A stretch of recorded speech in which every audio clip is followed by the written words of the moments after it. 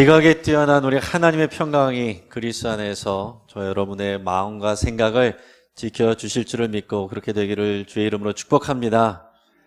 정말로 하나님의 평강이 우리 마음과 생각을 지켜주셔야 됩니다. 정말 안 그러면은 이 스트레스도 많고 또 어려움도 많은 이 세상 속에서 우리 마음의 평강을 잃어버리면 그러면 정말 무너집니다. 오늘 본문을 통해서 우리가 새 사람을 입으라 라는 제목으로 말씀을 나눌 건데요. 한번 따라해 보겠습니다. 새 사람을 입으라. 요즘에 그 넷플릭스에 나왔던 이 드라마 오징어 게임이 굉장히 화제입니다. 전 세계적으로 넷플릭스를 구독하는 모든 나라에서 1위를 차지했다는 그런 뉴스가 있었습니다. 물론 이제 어르신들은 도대체 넷플릭스가 뭔지 오징어 게임이 뭔지 말은 했는데 공영방송에서 안 나오던데 이런 생각을 하실 수 있지만은 이 넷플릭스는 외국 기업이고 또 인터넷을 통해서 유료로 동영상을 또 보여주고 그래서 돈을 받는 그런 기업입니다. 그래서 우리나라 환경에서는 제작할 수 없는 것을 외국 기업이 200억을 주어서 제작을 한 거죠. 마음 좋아서 한 게 아닙니다. 이게 이렇게 인기가 없고 전 세계적으로 올라가니까 넷플릭스 그 주가가 10% 올랐는데 그게 시총으로 우리나라 돈으로 30조 원이 넘는다고 하잖아요. 그러니까 이게 다 이제 그렇게 장사를 하는 것인데 지금 이 시대에는 정말 우리가 급속하게 변화되는 세상입니다. 제약이 많은 이 여러 가지 이 국내 상황에서 이제 못하니까 이제는 자꾸 이제 외국 기업에서 이렇게 우리의 어떤 문화적인 역량을 그쪽으로 하게 되는 일들이 많이 있습니다. 뭐 장점이 있고 단점이 있는데 아무튼 이제 이 전 세계적으로 이 드라마를 통해서 사람들이 이제 한국에 대해 관심을 더 갖게도 되고 여기 나오는 여러 우리나라의 민속 게임들 뭐 딱지치기 이제 뭐 뽑기 이런 것들을 외국인들이 막 해보는 관심 갖는 그런 뉴스들이 나오고 있습니다. 근데 한편으로 우리가 웃을 수만은 없어요. 왜냐하면 이 내용 자체가 우리나라 이 사회의 아주 어두운 부분을 아주 극적으로 폭력적으로 또 보여주고 있기 때문에 그렇습니다. 돈을 따기 위해서 1등이 돈을 먹는 그 게임을 위해서 지는 사람들은 가차없이 다 살해당하는 그런 아주 끔찍한 설정의 내용입니다. 그래서 북한도 이 드라마에 대해서 논평을 냈는데 이렇게 말을 했습니다.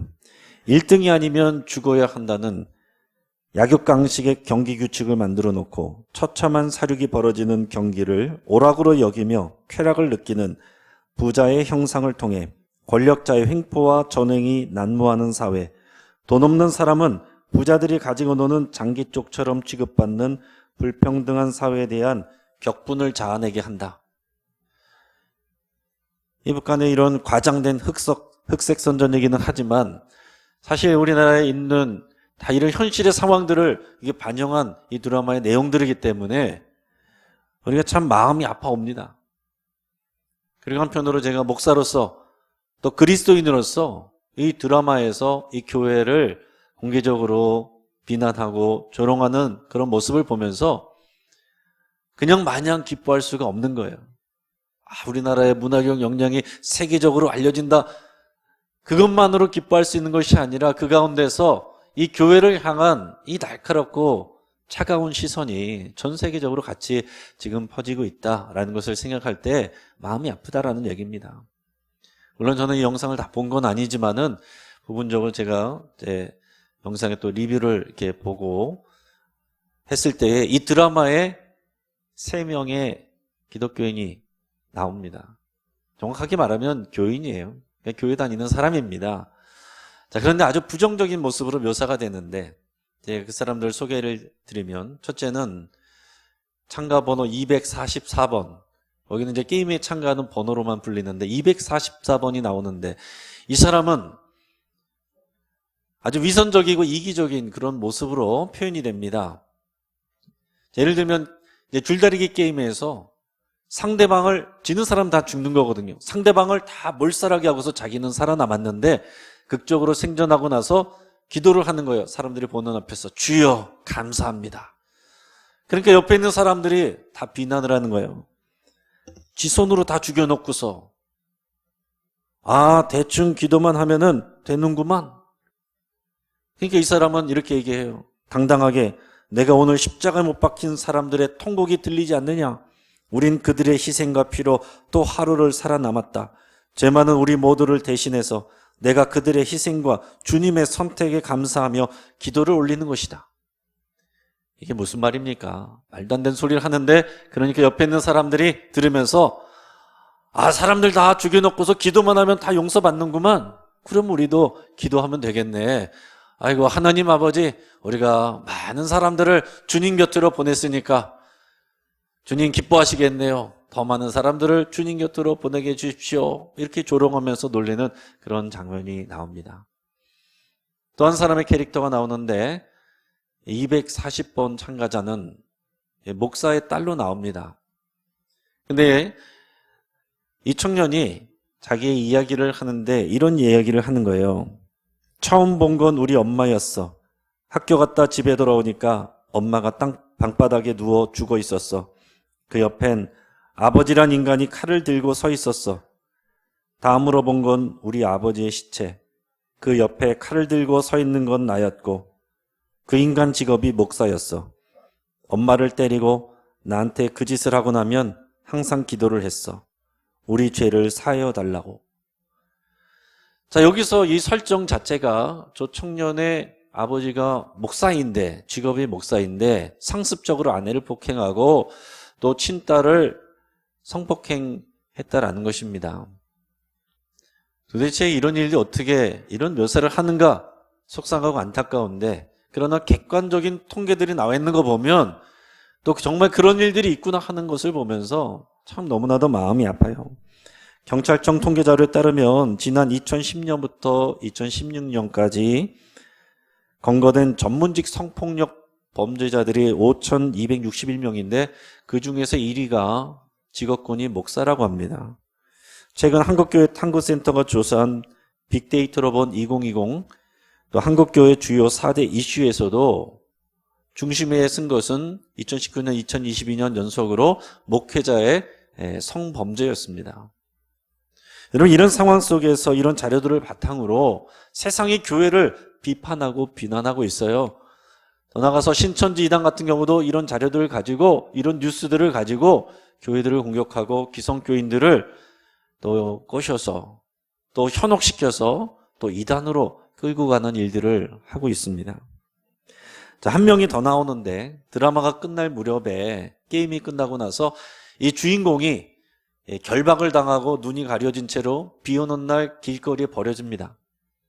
근데 그 비 오는 날 길거리에서 예수천당 불신지옥 팻말을 들고 전도하는 전도자 한 사람이 있었어요. 근데 그 사람이 이 사람을 발견하고 와서 결박을 풀어줍니다. 거기까진 좋았어요. 그럼 그 다음에 무슨 말을 해야 되겠습니까? 무슨 일이세요? 괜찮으십니까? 다친 곳은 없으십니까? 제가 앰뷸런스를 불러드릴까요?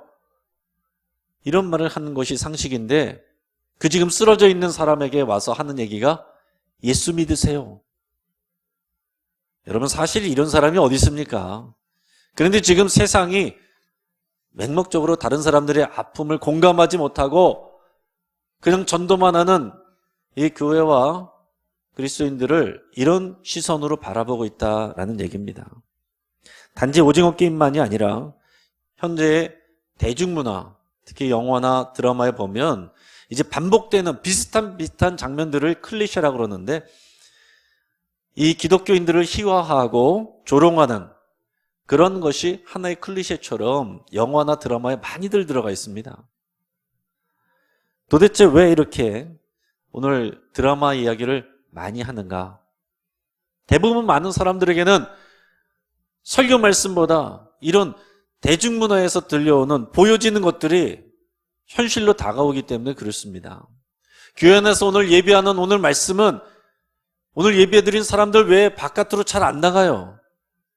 그런데 이런 드라마 하나는 삽시간에 순식간에 전 세계적으로 다 퍼진다라는 얘기입니다. 여러분, 우리가 오늘 하나님 앞에 나와서 예배드리고 말씀을 들을 때 왜 듣습니까? 우리 그냥 위로받고 하나의 교훈 삼는 거 아닙니다. 하나님의 살아계신 하나님의 오늘 말씀을 통해서 오늘 내 자신을 바라보고 또 이 사회를 또 해석하고 하나님의 뜻이 무엇인지를 알아서 그 마음의 그 뜻에 순종하려고 우리가 하나님의 말씀을 듣는 것입니다. 근데 우리끼리 여기 앉아서 예배드리는 사람들에게는 은혜가 될 수 있어요. 그런데 우리 가운데 또 전혀 믿음이 없는 분들이 있을 수도 있고 또 그리고 우리 가정에 믿지 않는 가족들이 있어서 여러분들 여기서는 은혜 받았지만은 집에 가시면은 이런 오징어 게임 보고 뉴스 보고 그러면서 그런 시각과 시선을 가지고 그대로 여러분들을 바라보고 비판하고 무시하고 조롱하고 하는 그런 경험을 겪는 분들도 있다라는 얘기죠. 그리고 여러분들의 일하는 일터에 가서는 믿지 않는 사람들과 그 속에서 다 이런 거 보고서 이런 얘기들을 하고 그런 시각을 보는 것입니다. 우리는 여기서 말씀 듣는 사람은 소수인데 이런 것들을 보고 영향을 받는 사람은 너무나도 많은 대다수라는 거예요. 전 세계적으로 지금 1등을 한다는 건 다 그런 사람들이 전 세계 사람들이 이런 것들을 보고 그런 생각을 하게 된다라는 얘기예요. 그만큼 사람들에게 현실적으로 다가온다는 얘기입니다. 오늘 이런 내용들을 나눌 때 제 생각에는 우리들의 반응이 한 3가지로 나눠질 것 같아요. 첫째 반응은 다 이렇게 교회에 대해서 비난하고 공격하는 이런 것은 다 거짓말이고 거짓말이 아니어도 교회를 조직적으로 공격하는 음모다. 이런 반응이 있을 수 있습니다. 아마도 내 생각에는 목회자나 중직자 분들이 더 그런 생각을 하기 쉽다 생각합니다. 교회 중심부에 있고 어떤 책임감을 갖고 있는 분들 그리고 이런 분들은 또 교회 안에서 어려움을 겪기보다는 또 영향력을 행사하는 분들이기 때문에 이런 생각을 할 수 있습니다. 두 번째 반응은 교회에 대해서 이 세상에 말하는 건 너무나도 싫고 속상한데 막상 나도 교회에서 와보면 세상과 별반 다르지 않더라. 이런 반응을 보이는 분이 있을 수 있습니다. 아마도 이런 분들은 교회에서 예배만 드릴 뿐만 아니라 교회에서 순수한 마음으로 또 이렇게 봉사도 하고 또 섬기는 일을 하지만 그 가운데서 좀 상처를 받는 분들, 그런 분들이 이런 반응을 하게 될 거예요. 세상이 말하는 그것은 잘못됐다고 생각하지만 내가 막상 와서 교회에 와서 내가 중심으로 들어가려고 하다 보니 무언가 더 열심히 하려고 하다 보니까 아니 교회에서 하는 일들이 세상과 별반 다르지 않네 이런 생각이 드는 거예요. 교회에서도 돈 있는 사람이 힘 있는 사람이 대접받는 것 같고 또 중직자나 오래된 사람들의 가까운 사람들 가족들이 우대받고 오래된 사람들끼리 끼리끼리 있고 뭐가 다르냐? 세상과 하나도 다르지 않고 다 차별하는 모습이 똑같다. 이렇게 생각하는 분들이 있다라는 얘기예요. 또 세 번째 반응은 교회는 나와서 예배는 드리지만은 세상이 교회를 바라보는 이런 냉소적인 비판적인 시각을 그대로 갖고 있는 분들이 있을 수 있습니다. 안에서 표현은 안 하지만은 교회에 대해서 똑같은 마음으로 또 비관적인 그런 시각으로 바라보는 사람이 있을 수 있어요. 그래서 이런 분들은 뭐 여러 가지로 또 교회 안에서 상처를 받는 분들일 수도 있겠죠. 그리고 아직 신앙적인, 성경적인 관점이 아니라 그냥 인간적인 관점, 인간적인 생각, 또 세상의 여론과 뉴스와 그런 문화의 영향을 그대로 받아서 그대로 자기 생각으로 반응하는 분들도 있을 수 있다는 것입니다. 도대체 교회가 그리고 교인들이 왜 그렇게 욕을 먹고 비판을 받고 또 실제로 그런 범죄와 연관돼서 뉴스에 오르내리느냐? 참 우리의 고민이고 문제입니다. 정말 하나님께서 하나님의 평강으로 우리의 마음과 생각을 지켜주시지 않으면 교회에 나와서 시험 들고 넘어질 수가 있어요. 왜 그런 일이 있을 수밖에 없는가? 전 여러 가지 중에서 2가지 생각합니다. 첫째는 교회 안에 가라지가 있기 때문에 그렇습니다. 이것은 예수님이 하신 말씀이에요. 교회 안에 교회와 가라지가 있다. 교회 안에 알곡과 가라지가 있다라고 그랬어요. 그래서 다 비슷해 보이지만 마지막 하나님의 심판대 앞에 서면 알곡은 하나님의 창고로, 가라지는 불타는 심판으로 내던져지게 된다라고 그랬습니다. 그런데 주님께서 초신자, 새로 오신 분들에게 가라지라고 그런 적 없습니다. 믿음이 연약한 자들은 주님께서 친절하게 대하셨지만 주로 그 당시에도 보면은 이런 종교 권위자들, 지도자들, 그런 사람들에 대해서 가라지라고 말씀을 하십니다. 바리새인과 서기관들, 대제사장들, 이런 사람들에게 이 독사의 자식들아, 회칠한 무덤아, 주님이 말씀하신 가라지는 그런 사람들이고, 오늘날 이 시대에도 오히려 교회에 기득권 쪽에 있는 사람들 중에서, 오히려 목회자나 중직자들 중에서 가라지가 많이 있을 수 있다라는 얘기입니다. 그리고 교회 나간다고 해서 다 하나님의 자녀가 아니고 그리스도인이 아니에요. 교회 나와서 등록했으면 교인이지만 그리스도인은 그리스도를 믿고 그리스도를 따라가는 사람이 그리스도인입니다. 교인은 많을 수 있지만 그리스도인은 적을 수 있다는 거예요. 자, 또 하나는 우리가 믿음으로 구원은 받았지만 미성숙해서, 아직 성숙하지 못해서 그럴 수 있다라는 것입니다. 앞에서 얘기했던 나왔던 기독교인들의 모습은 제대로 된 그리스도인이 아닙니다. 교회 다녀서 그 사람들이 교인이 될 수도 있고 직분을 맡았을 수도 있겠지만은 사람들을 사지에 몰아놓고서 자기가 감사기도를 드린다? 그리고 가정에서 폭력을 행사하고 그렇게 하면서 경건한 척한다? 가라지입니다. 가라지는 아니지만은 미성숙한 사람, 그 드라마에서 마지막에 나오는 사람일 수 있다 생각해요. 그 마지막에 나오는 전도자 같은 경우는 여러분 비 오는 거리에서 전도하는 사람이 믿음 없이 나오기 어려워요. 그 사람 믿음이 있다고 봅니다. 그런데 나와서 미성숙한 거예요. 다른 사람들의 아픔을 돌아보지 못하고 공감해주지 못하는 것입니다. 지혜가 없는 거예요. 우리 한국교회가 이제 역사가 100년이 조금 넘었습니다. 100년이라는 시간 동안, 100여 년 동안 정말 많은 성장과 부흥 발전을 이루었어요. 놀라운 역사입니다. 특별한 역사예요. 그러나 그만큼 양적인 성장을 이룬 만큼 질적인 성숙은 아직 부족하다. 우리가 이것을 인정할 수밖에 없어요. 우리는 완전한 사람이 아무도 없습니다. 목회자도 완전하기 때문에 여기 서 있는 게 아니에요. 저부터 여러분까지 우리 모두는 지금 구원받은 이후에 성화의 과정을, 예수님을 닮아가는 과정을 밟고 있는 것입니다. 우리가 가라지가 아니라고 한다면 제가 믿기로는 여러분 중에는 가라지가 없을 거라고 믿습니다. 또 그래야 되고요.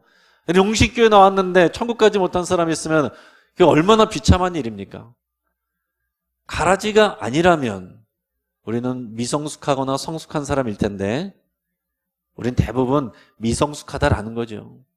정도의 차이는 있지만은 우리는 다 같이 예수님을 닮아가고 성화되어가는 과정 중에 있는 것이지 완성된 사람은 없다라는 것입니다. 앞에 나와 있는 전도자 같은 사람들을 생각해 보면 이 복음에 대해서 너무나도 편협한 이해를 갖고 있어요. 구원의 복음, 구원 복음만 생각하고 또 전도의 열심은 있으나 헤아리지 못하고 공감해주지 못하는 그런 모습을 보이는 미성숙함이다라는 얘기입니다. 그럼 여러분은 어떻습니까? 중요한 건 우리 자신이죠. 저 여러분은 어떻냐라는 거예요. 가라지가 아니라면 우리가 미성숙하든지 성숙하든지 할 텐데 우리 완성된 사람은 없다고 했으니 우리는 다 같이 성숙되어 가는 과정 가운데 있다라는 것입니다. 저도 실수하고 여러분도 실수하고 좋은 마음으로 한다는 것이 다른 사람들에게 또 상처를 주기도 하는 일들이 있다는 거죠. 중요한 것은 뭐냐? 오늘 나와 우리 그리고 영신교회와 한국교회를 그리고 이 세상을 바라볼 때 세상이 우리를 바라보는 그런 방식과 눈으로 바라봐서는 안 된다는 것입니다. 이것을 무시해서도 안 되고 우리가 주 안에서 성찰하고 비판하고 반성을 하되 겸허하게 반성을 하되 세상의 그런 눈으로만 과장되고 왜곡된 눈으로 바라보는 것이 아니라 중요한 것은 하나님의 시각으로, 하나님의 말씀과 하나님의 판단으로 우리 자신과 우리 교회와 가정과 세상을 바라보는 것이 중요하다는 얘기죠. 그런 관점에서 오늘 주의 말씀을 우리가 마음에 새길 수 있길 바랍니다. 오늘 주님께서 하신 말씀, 본문 말씀 22절에서 24절 말씀을 우리 같이 읽겠습니다. 시작. 너희는 유혹의 욕심을 따라 썩어져가는 구습을 따르는 옛사람을 벗어버리고 오직 너희의 심령이 새롭게 되어 하나님을 따라 의와 진리의 거룩함으로 지으심을 받은 새 사람을 입으라. 아멘. 자, 오늘의 말씀은 간단합니다. 옛사람을 벗으라. 새 사람을 입으라. 간단하죠? 여러분, 옛사람을 벗으셨습니까? 할렐루야. 여러분, 옛사람이 뭡니까? 옛사람은 예수님을 만나기 전에 우리예요.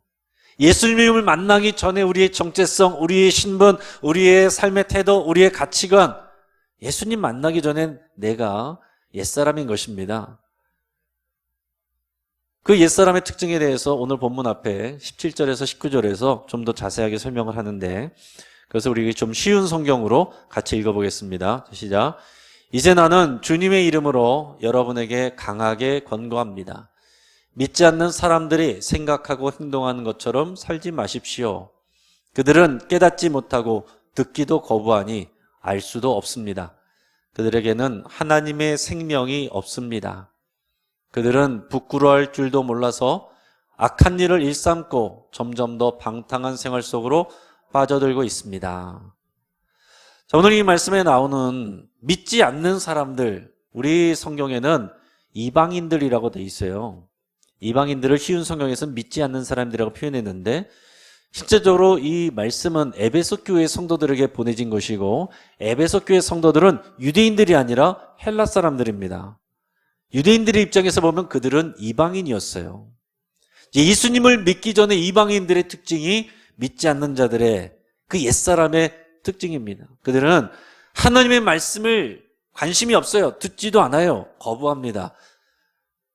하나님은 거룩이신데 거룩이 아닌 쾌락을 추구해요. 자기가 원하는 것들은 마음대로 행합니다. 그래서 방탕해요. 점점 더 방탕한 가운데 그렇게 나가는 사람, 그게 옛사람의 특징이라고 말을 하고 있습니다. 나는 그렇게 방탕하지 않은데? 라고 할지라도 우리가 하나님에 대해서 알려고도 하지 않고 그 말씀을 듣지 않고 거부하고 내 식으로 이 죄 가운데 삶 속에 들어가면서 나 혼자서 그것을 자유함으로 여기고 느끼고 그렇게 살아가는 것, 그것이 옛사람이다라는 얘기입니다. 여러분, 그 당시에 에베소가 그랬어요. 지금 에베소는 터키 지역 서쪽 그쪽에 있습니다. 그 해안가를 끼고 있는데 쉽게 말하면 항구 도시예요.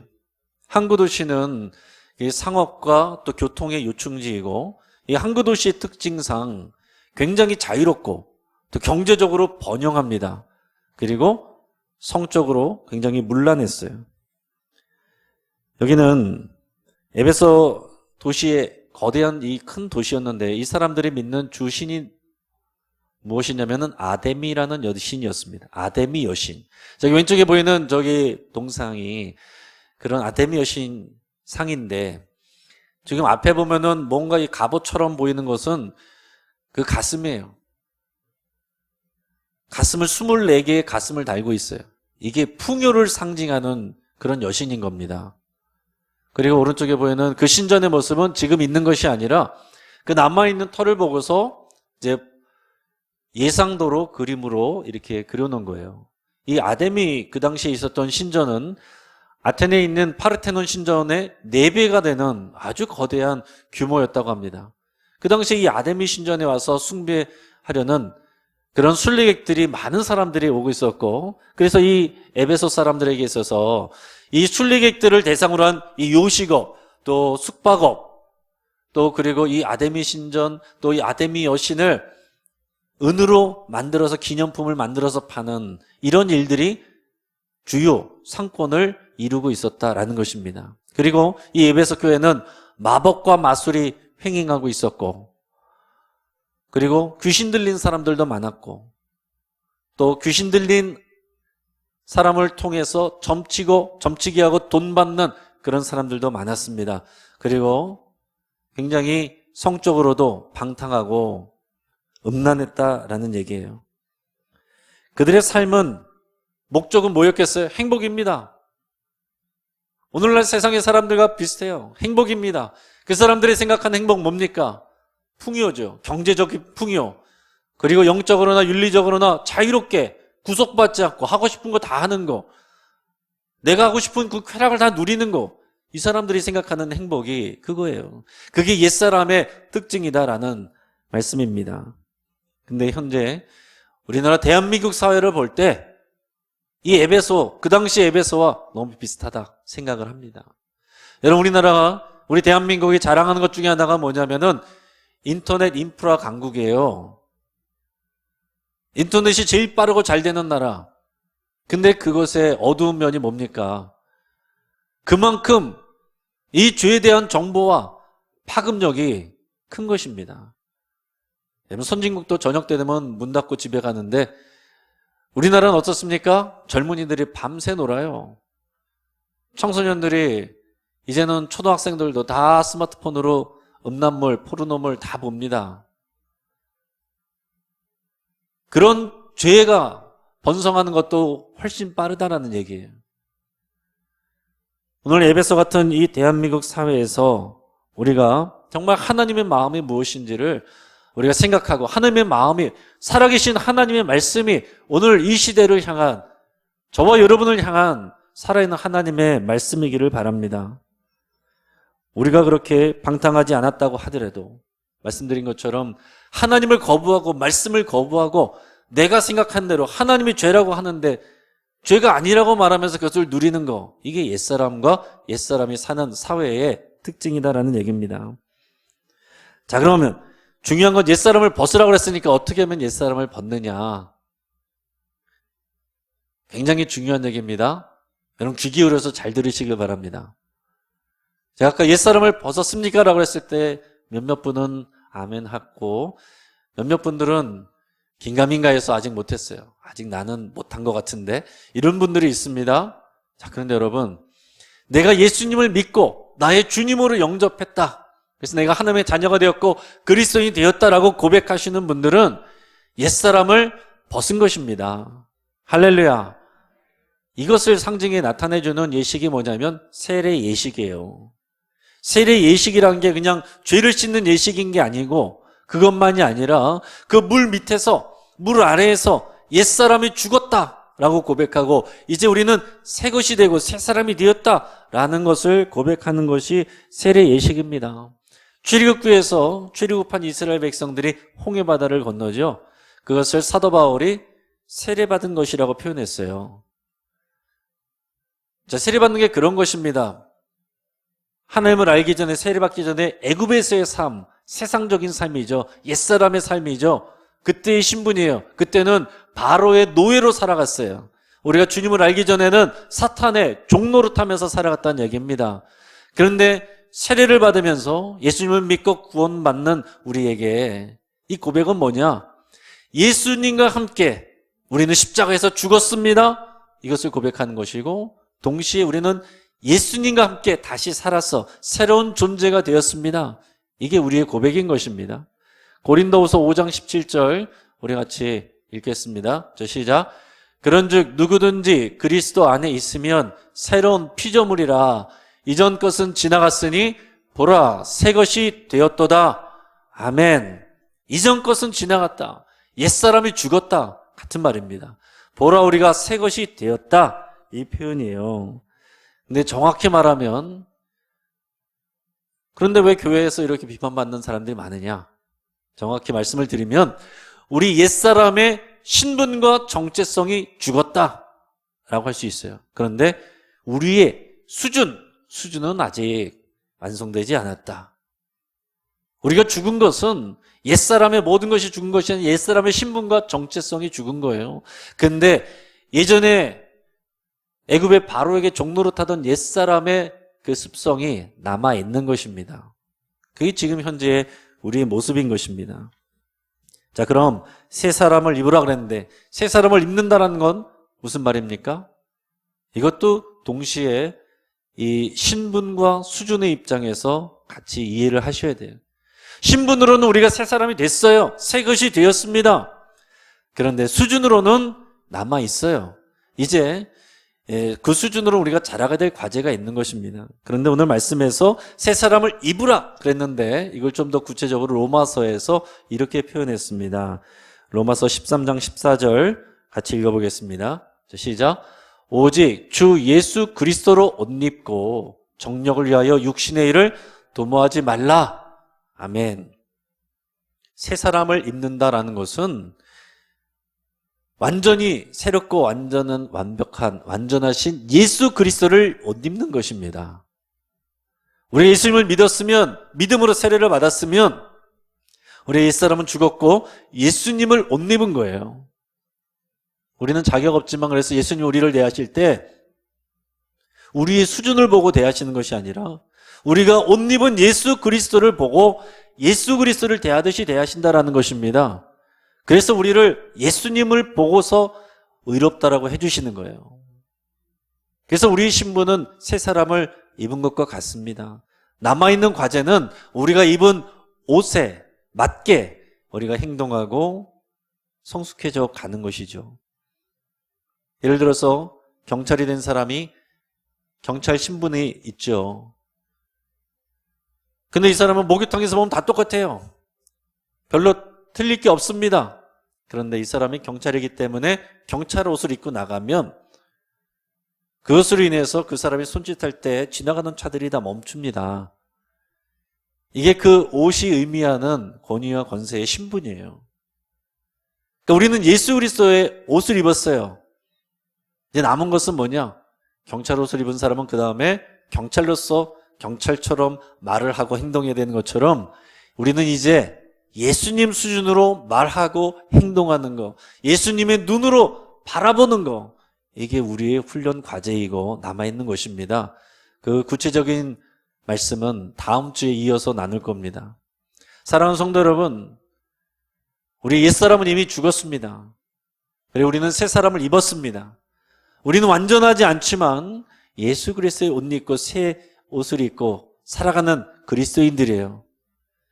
오늘날 이 교회를 향한 날선, 이 냉소적인 시선과 비판 속에서 여러분들의 마음과 생각, 평강을 잃지 마시고, 그러나 그것을 무시하지 마시고, 그러나 거기에 또 휘말리지도 마시고, 오늘 말씀으로 해석하고 바라보시고 판단하시는 저 여러분 되기를 주의 이름으로 축복합니다.